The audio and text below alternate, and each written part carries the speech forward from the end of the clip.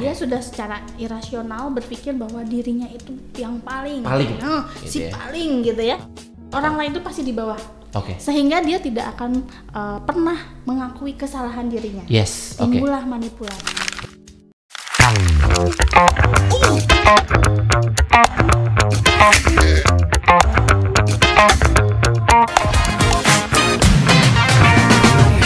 Siaran edukatif ringan dan unik.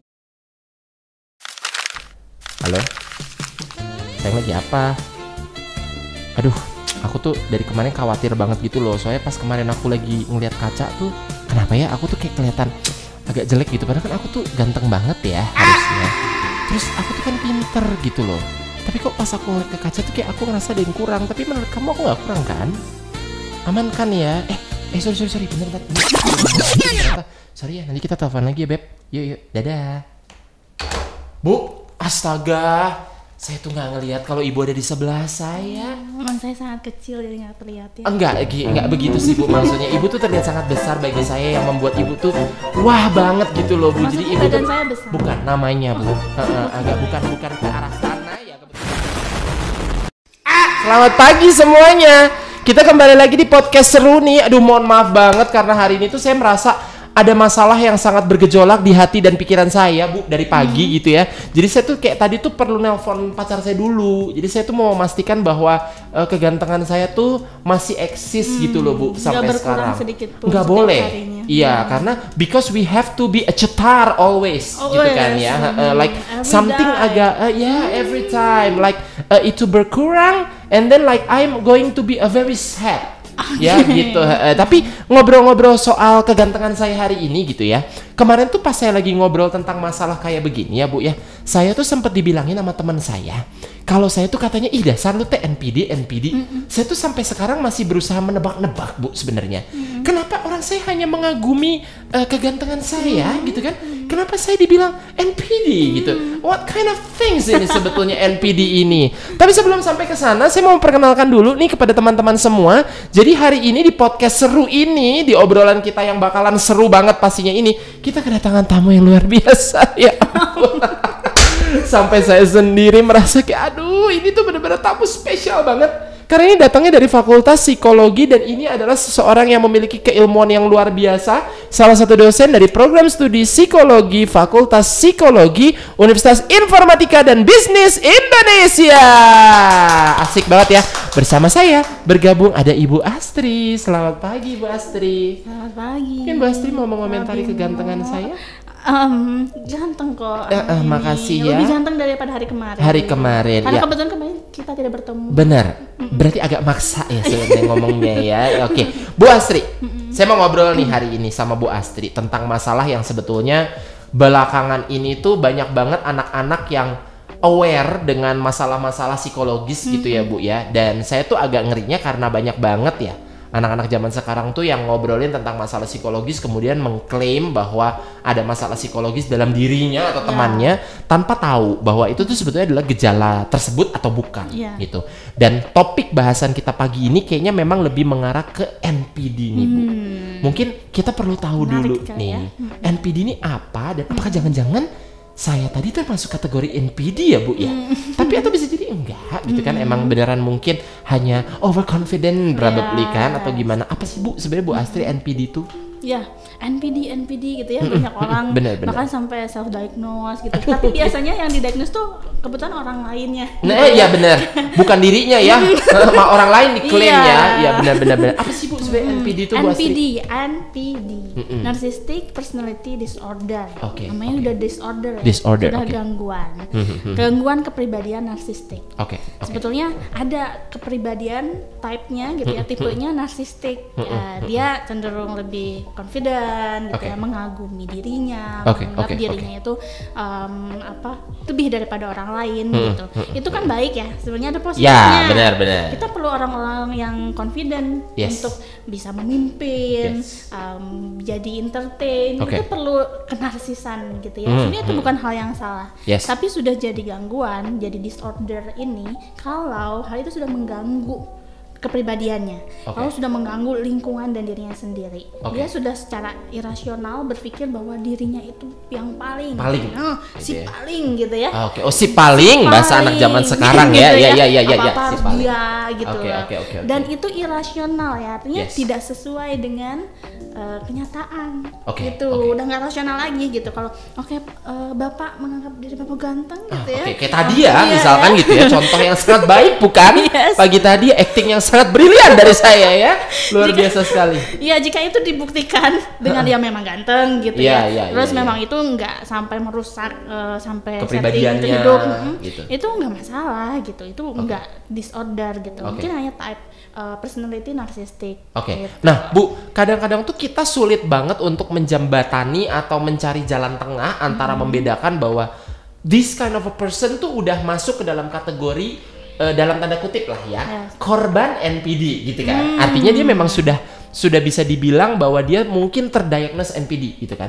Sama yang sebenarnya ini nggak NPD, cuman kayak karena orang pernah tahu istilah NPD itu apa, akhirnya orang mengklaim dengan sendirinya bahwa lu NPD lu mah NPD nih, Anda mah NPD, kamu mah NPD gitu ya. Nah sebenarnya gimana sih Bu cara membedakan yang paling awal deh untuk kita mengetahui bahwa oh iya memang bener loh ini tuh gejala NPD. Tapi kalau ini tuh nggak gejala NPD, it's just like probably keperluan tertentu atau mungkin hanya untuk seru-seruan gitu. Karena kan kadang kasihan juga ya Bu, orangnya nggak NPD tapi diklaim dia NPD. Nah itu kan akan membahayakan juga untuk malah pertumbuhan perkembangan dan menjaga mental dari orang yang kita sebut tadi. Nah gimana sih Bu membedakan di tahap awalnya gitu? Ya sebetulnya yang pertama yang bisa mendiagnos seseorang NPD atau tidak tuh ada profesional. Gitu ya. Seorang psikolog, bahkan psikolog pun perlu pemeriksaan. Gitu ya. Ada namanya DSM-5 di kita itu, diagnostik. Nah ini berat ini ya. Tolong didengarkan semua, ini ilmu yang sangat penting ya. DSM-5 saudara-saudara. Jadi semacam buku panduan kami para profesi psikolog untuk bisa menentukan atau menetapkan diagnosa bahwa ini simptom-simptomnya masuk ke NPD atau bukan gitu. Ada banyak nih, tapi kalau misalkan yang paling yang paling kelihatan mungkin tadi mengagungkan dirinya, merasa orang lain itu ini secara kasat mata secara kasat mata. Orang lain itu pasti di bawah. Sehingga dia tidak akan pernah mengakui kesalahan dirinya. Timbullah manipulatif. Gak pernah minta maaf. Pokoknya intinya dia paling bener aja ya. Jadi orang lain salah. Maaf nggak ada. Tidak kata maaf bagimu begitu ya. Even dia salah gitu ya. Gak mau. Dia akan memanipulasi keadaan gitu ya. Ada namanya defense mechanism atau pertahanan diri. Pertahanan diri yang selalu dilakukan oleh seorang NPD itu rasionalisasi. Jadi alasannya tuh dibuat rasional gitu, atau intelektualisasi seolah-olah dia tuh pintar gitu. Nah, Bu, aku tertarik sama intelektualisasi nih, Bu. Kan gini ya. Kalau misalkan ternyata mendiagnosa seseorang NPD atau tidak itu memang harus lewat ahli, gitu kan. Tapi kan kadang-kadang balik lagi nih, gejala awalnya kan berarti sebenarnya udah kelihatan nih, kayak tadi ada intelektualisasi dan segala macam. Nah gimana Bu cara membedakan intelektualisasi yang masih masuk dalam kadar bahwa dia yang memang dalam kondisi mengarahkan dengan intelektualisasi yang dalam kondisi sebetulnya kayaknya ini udah masuk kategorinya NPD nih. Karena kan berarti antara jembatan NPD dengan tidak NPD itu kan makin tipis ya sebenarnya. Karena balik lagi, apalagi NPD juga tuh rasionalisasinya kuat. Berarti technically kadang-kadang itu sesuatu yang memang mungkin secara rasional tepat gitu. Orang jadi nggak bisa bedain makinan nih. Gimana cara membedakan intelektualisasi yang benar dengan yang agak cenderung tendensius mengarah ke NPD? Yang hanya type aja gitu. Benar itu dia. Dia narsistik gitu. Kalau DSM tuh ada rentan waktunya. Ini dia. Itu tuh jadi pola selama minimal 6 bulan. Dia terus begitu. Sama terus nggak ada kata maaf bagimu gitu ya, terus kaku, nggak mau mendengarkan sama sekali. Menarik. Dan itu terjadi di semua setting situasi. Jadi mau yang dibutuhkan atau tidak gitu kan. Kalau seorang dosen nih perlu kena pisah kan. Dong, harus pede kita untuk meyakinkan mahasiswa gitu benar banget. Oke, dia menggunakan itu ketika mengajar saja gitu. Tapi ketika misalkan berhadapan dengan atasan, ya dia mengakui, dia menerima kritik. Itu kan tidak di setting situasi semua gitu ya. Betul. Tapi kalau di tempat dia sebagai bawahan dia begitu ke atasan juga begitu. Oh, ini penting. Jadi di semua setting situasi dia begitu. Berarti kita harus lihat juga bagaimana keseluruhan aktivitas orangnya ya. Betul. Artinya kalau misalkan memang dia melakukan itu dalam kapasitas sebagai dosen, sebagai leader, sebagai pemimpin, tapi ketika misalkan ke atasannya atau ke keluarganya ternyata dia tidak melakukan hal yang sama, berarti itu belum ada kecenderungan ke arah NPD. Tapi kalau di temen, terus di pekerjaan, terus di keluarga, begitu bentuknya. Nah, eta barunya mengarah ke si NPD tadi. Wah, ini nih ilmu penting ini. Nah, jadi yang paling penting lagi nih, gimana, itu nggak punya empati.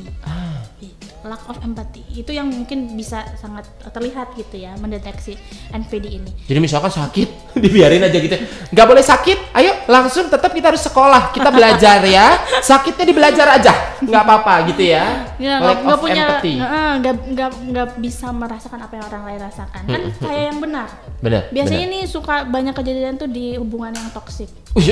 Nah, ini asik nih kita harus langsung siap-siap masuk ke hubungan toksik setelah ini. Kenapa Bu? Biasanya di hubungan toksik memang ada apa biasanya yang terjadi yang banyak Ibu tahu? Ceweknya tuh banyak kasus-kasus cewek-cewek ngeklaim cowoknya tuh NPD. Tapi dia sendiri nggak bisa lepas dari hubungan itu, ya karena NPD kan biasanya gini ya, orang yang NPD itu diklaim sama masyarakat sering gaslighting, betul, manipulasi. Itu istilah-istilah yang familiar sekali ya, saya dengar gitu di TikTok seliweran terus gitu. Padahal sebenarnya di DSM 5-nya nggak gitu sebenarnya. Yes. Cuman memang itu salah satu ciri-cirinya gitu, kayak gitu. Ternyata si cowok ini hanya bisa melakukan itu kepada pacarnya. Ke yang lain enggak. Nah, bisa jadi dia bukan NPD.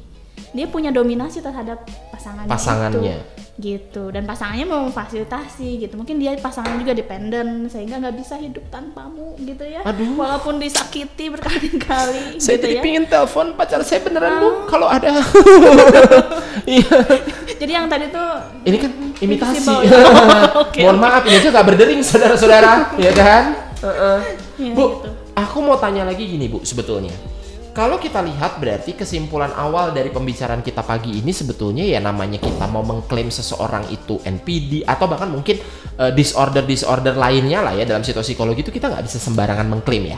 Ini dulu sih mungkin yang saya ingin simpulkan dulu di awal ya, karena banyak banget nih Bu, jujur saya menemui juga ketika saya berkunjung entah itu ke sosmed TikTok atau Instagram, ketika ada masalah tuh tiba-tiba kayak orang gampang banget ngeklaim bahwa gue terserang NPD nih guys, gue terserang apalagi disorder nih guys, gue kena panic attack. Lah, Anda panik bukan panic attack. Kadang-kadang kan saya juga pengen ketawa ya Bu ya, Anda panik, bedakan dengan panic attack. Betul. Jadi kan kayak hal-hal yang berbeda. Nah, berarti kita mesti kasih tau juga nih ke teman-teman bahwa ilmu pertamanya hari ini adalah kita nggak bisa sembarangan ngeklaim bahwa orang itu tuh kena disorder, NPD atau apapun ketika kita belum memastikan atau mengkonfirm semua itu ke ahlinya. Betul ya Bu ya.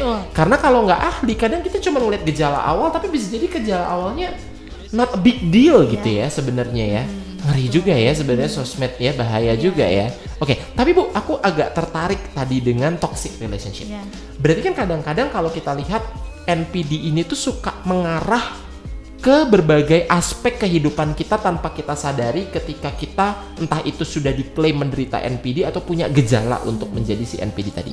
Ada nggak sih Bu tipsnya sebetulnya yang bisa kita lakukan ketika kita melihat ada gejala-gejala tertentu yang mengarahkan orang ke NPD, atau mungkin kita sendiri yang merasa kalau kita tuh sebenarnya kayaknya jangan-jangan gue nih NPD gitu. Mungkin saya sadar gitu kan kayak tadi, ngapain nih gue telepon pagi-pagi nanyain gue ganteng apa enggak? Itu kan berarti sebenarnya kayak ada, mungkin kita ngerasa ada gejala ke sana. Apa sih Bu tindakan pertama yang harus kita lakukan untuk precaution supaya itu tidak berlanjut sebenarnya? Sebenarnya datang ke profesional. Pastinya ya gitu ya. Tapi biasanya yang NPD itu atau bahkan dari awalnya dia punya type narsistik gitu ya, tipe kepribadian narsistik, jarang sadar. Justru sendirinya memang sulit ya? Betul, karena yang terganggu untuk orang-orang narsistik itu biasanya orang di lingkungannya. gitu. Yang merasa bersama terganggu, dengan dia gitu ya. Kok dia gini banget ya gitu. Karena itu cukup irritable ya, buat iritasi gitu buat di lingkungannya gitu ya. Karena selalu nyalahin orang lain. Tidak develop gitu. Nggak menghargai orang lain, bahkan suka menghardik dan lain sebagainya gitu untuk yang tipe kepribadian narsistik. Jadi biasanya yang sadar duluan tuh lingkungannya. Nah, tapi apa yang bisa dilakukan nih kalau misalkan kita ada kayak prediksi gitu ya, nggak bisa ngediagnosa kan langsung oh dia NPD atau dia narsistik deh, tapi kayaknya dia kecenderungan ada ke arah sana. Bisa diberikan saran atau ke profesional juga sebagai klien mandatory gitu. Jadi misalkan ke profesional, saya punya teman gitu ya atau rekan yang gini gitu, nanti akan oleh profesional dibantu gitu bagaimana cara mendeteksinya. Sekarang kita bikin lebih spesifik lah ya Bu, contoh kasus misalkan supaya teman-teman kita bisa tahu, jangan sampai nanti tiba-tiba teman saya kayaknya NPD deh, di telepon psikolognya datang, temennya ngamuk ya kan, nggak lucu juga. Saya mau memastikan dulu misalkan gini Bu, kalau misalkan supaya orang benar-benar aware bahwa jangan sembarangan ngeklaim lah intinya gitu ya. Misalkan di lingkungan pertemanan dia yang A, dia terlihat seperti agak narsistik gitu ya. Dia merasa dirinya ganteng, dia merasa dirinya cantik, dia merasa dirinya pintar. Terus dan ini merasa ya, kalau dia ganteng beneran ya nggak masalah. Oh iya benar juga. Dia pintar beneran ya nggak masalah. Biasanya malah kayak yang ganteng beneran atau cantik beneran kagak merasa dia merasa ganteng atau cantik gitu ya. Atau misalkan dia merasa kalau dia pintar banget, dia selalu benar segala macam. Tapi ternyata ketika dia pindah ke lingkungan B, dia ternyata lebih merendah. Dia lebih bisa rendah hati, dia lebih bisa menenangkan diri, dia bisa nurunin egonya, dia tidak merasa dirinya pintar dan segala macam. Misal nih Bu ya, kejadian itu terjadi pada si A. Menurut Ibu, itu memang sudah masuk ke dalam kategori gejala NPD atau sebetulnya masih normal? Masih normal. Oke, berarti karena lingkungannya tadi. Iya. Berarti person nggak bisa langsung sembarangan ngeklaim ya? Iya betul, karena tadi dia masih bisa adaptasi. Ya, salah satu ciri orang yang normal itu adalah adaptable gitu. Nah, jadi itu bagus tuh. Salah satu ciri orang yang normal adalah adaptable. Jadi kalau Anda tidak adaptable, berarti Anda agak kurang ya. Aduh bahaya. Bu Astri, saya mau nanya lagi nih. Kalau misalkan secara psikologis gitu ya, mungkin kita bicaranya agak lebih wide ya, nggak hanya terbatas pada NPD doang. Secara psikologi, sekarang tuh kan kita banyak banget terpengaruh atau terinfluence dengan yang namanya sosmed.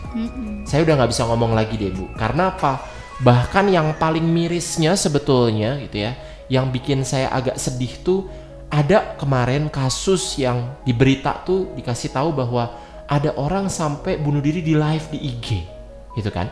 Ada orang yang sampai mengumbar kegiatan aktivitas sorry ya Bu, misalkan kayak kalau menyakiti diri sendiri itu ya, itu kan self harm itu kan banyak banget bentuknya, dan itu dimasukkan ke dalam siaran sosial media gitu kan. Apa sih Bu sebetulnya yang mendasari kadang-kadang orang tuh berperilaku menyimpang secara psikologis sampai dia merasa hal itu tuh sebenarnya harus dipertontonkan di sosmed?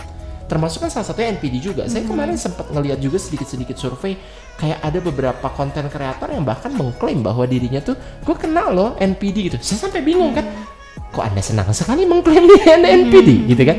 Kenapa? Padahal itu kan sesuatu yang sebetulnya harus segera kita perbaiki gitu kan. Apa sih Bu sebenarnya pemicunya orang sampai sekarang tuh gampang banget mengklaim dirinya tuh punya masalah psikologis yang malah dijual ke publik gitu. Apa sih sebenarnya dasarnya gitu?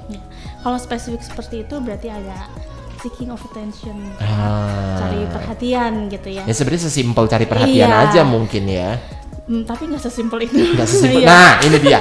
Mari kita bahas ketidaksimpelannya Bu gitu. Apa sih sebenarnya Bu yang terjadi dengan mereka tuh sampai akhirnya hal itu terjadi, dan gimana sih cara kita anak-anak muda untuk mengantisipasi biar kita tuh nggak terlibat dalam hal-hal itu gitu Bu? Iya. Kalau dia cari perhatian, artinya kebutuhan dasar dia akan attention itu kurang. Gitu ya. Nah ada nih salah satu tipe kepribadian juga, bukan narsistik, namanya histrionik. Apa tuh Bu? Itu beda lagi. Ini asik nih. NPD gitu ya? Menuju histrionik. Apa tuh histrionik? Nah itu kadang dua tipe yang kadang mirip gitu ya, karena nyebelin. Jadi similar nih ya. Jadi nyebelin. Dua-duanya nyebelin lah ya. Tapi jenisnya beda gitu kan. Ya, Kalau narsik itu lebih ke mengagungkan dirinya gitu ya. Saya paling gitu ya. Kalau diilustrasikan tuh sebenarnya dia kucing oranye tapi ngaca tuh kayak singa. Oke. That is narcissistic ya. Oke. Kan sebenarnya cuma kucing gitu, tapi kayak singa gitu.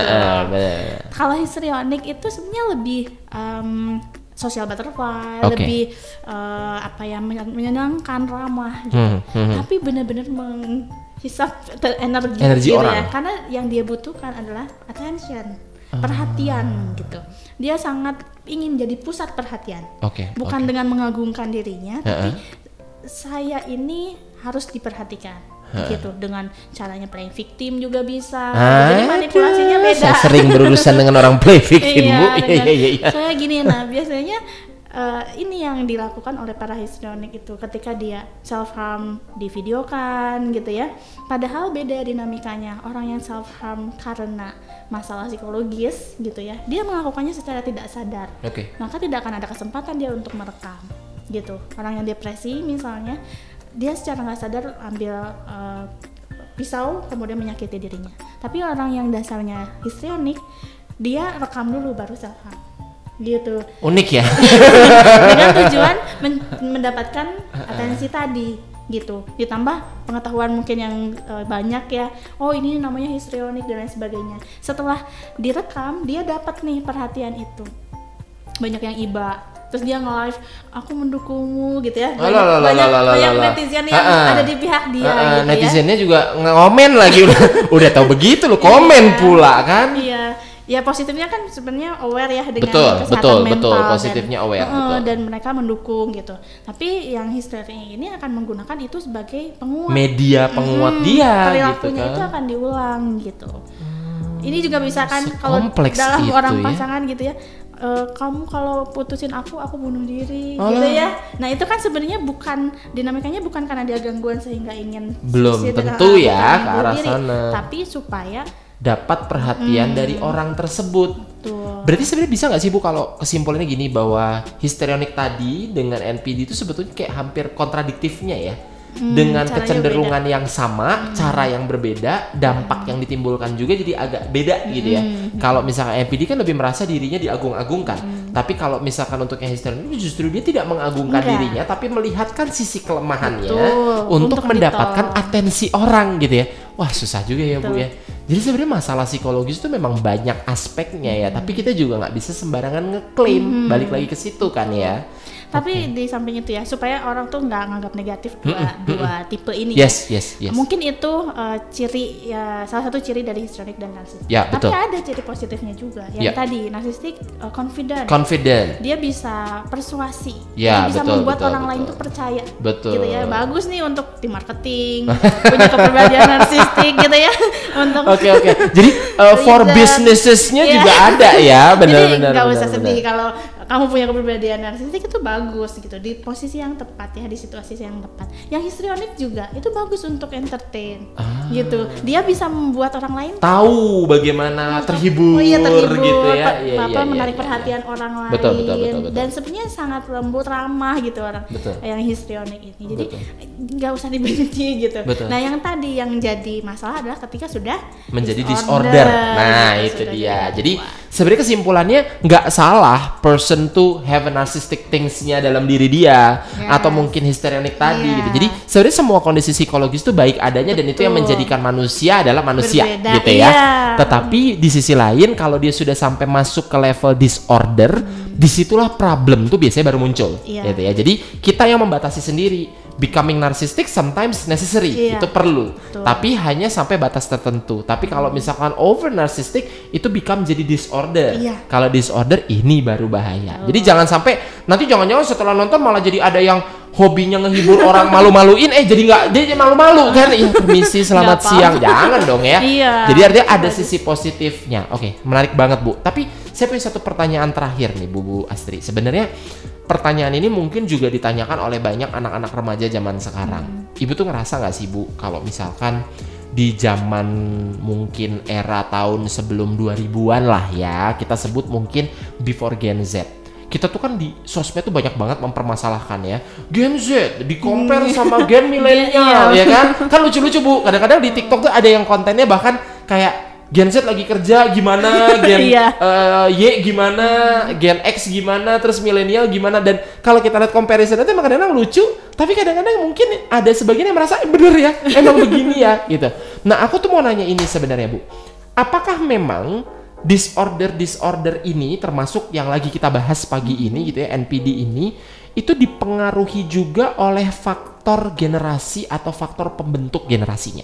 Karena yang kadang becoming curious buat kita, mana ada Bu zaman saya dulu gitu ya istilah NPD gitu. Saya mah taunya kepedean lu gitu kan. Atau misalkan saya mah cuma taunya kayak kamu mah pemalu, malu-malu kucing gitu kan. Nggak ada kita tahu dulu tuh yang namanya NPD lah, histrionik lah, apa segala macam. Hanya orang-orang psikologi yang memahami itu. Tapi kan sekarang semua orang jadi kayak become common with those kind of a situation yang orang jadi kapan-kapan langsung ngeklaim NPD. Ini apa? Jadi udah nggak lagi kayak malu-maluin lo gitu kan. NPD lo gitu kan. Waduh, gitu ya. Langsung disorder saya gitu kan. Nah sebetulnya apakah memang pembentukan generasi ini juga mempengaruhi kecenderungan seseorang untuk lebih banyak mengenal istilah disorder dalam hidupnya? Ya, selain itu mungkin juga sebenarnya perkembangan informasi tentang kesehatan mental ya, gitu ya. Memang yang Gen Z ini semakin gampang ya, gitu ya. Benar. Ada positifnya ya kan. Ya, jadi tahu. Tapi negatifnya banyak self diagnose, banyak jadikan alasan, banyak nyocok-nyocokin gitu ya. Dan kalau perbedaan generasi juga betul mempengaruhi perbedaan karakteristik dari setiap generasi gitu ya. Karena tuntutan juga berbeda gitu ya. Perkembangan teknologi juga mempengaruhi gitu. Kemudahan dalam semua aktivitas juga mempengaruhi dorongan setiap individu, motivasi gitu ya. Effortnya seperti apa gitu. Orientasinya juga kan sudah beda. Betul. Generasi dulu waktu zaman perang orientasinya saya cuma selamat, bisa hidup saja. Survive gitu ya.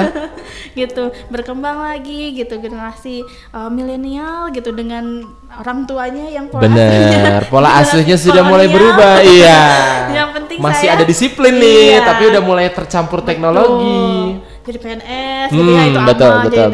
Gitu ya. Nah sekarang generasi yang semakin berkembang terbuka lah ya, pemikirannya dan lain sebagainya, punya karakteristik yang beda-beda gitu. Itu juga mempengaruhi bagaimana penerimaan informasi gitu. Di samping generasi sekarang informasi sudah tersebar luas dan gampang loh Bu aksesnya. Dan itu ya perlu kebijaksanaan. Nah gitu. Itu kadang saya sampai bingung loh Bu, ini mana yang hoax sih, mana yang bukan. Bahkan kita aja yang mungkin dosen, kita merasa kayak kadang-kadang ini hoax apa bukan ya? Ini hoax apa bukan ya? Karena kalau misalkan kayak saya mungkin kan bukan dosen psikologi, jadi saya mungkin tidak terlalu tahu banyak tentang psikologi, which means berarti saya akan lebih banyak mendapatkan informasi psikologi dari kanal umum seperti sosial media, website probably, atau mungkin kalau kita dosen kan nyari jurnal gitu ya. But like anak sekarang maunya nyari jurnal kan agak aneh, pasti mereka akan lihat informasi pertama dari TikTok dulu atau enggak dari sosmed yang lain gitu kan. Dan yang paling sering itu yang mereka kagumi. Iya, itu akan dipercaya langsung oleh mereka. Makanya pesan kami kepada Anda yang dikagumi oleh banyak followers Anda, tolong pastikan jangan menyesatkan saudara-saudara karena ini masalah kelanjutan hidup hajat orang banyak ya. Generasi ya. Iya, ini generasi selanjutnya. Bu Astri, sebenarnya saya pingin ngobrol sama Ibu tuh 10 jam lagi.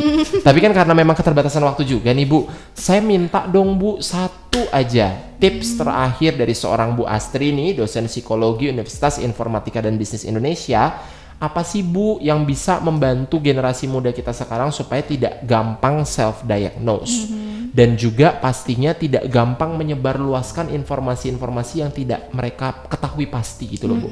Karena kan kita resah ya, sekarang tuh sosmed tuh informasi yang nggak perlu dibagikan kok dibagikan gitu. Jadi apa sih tips and triknya, apa yang perlu mereka pahami dulu supaya nanti next setelah ini mereka lebih berhati-hati dalam bersikap khususnya di sosmed. Apa nih Bu Astri pesannya?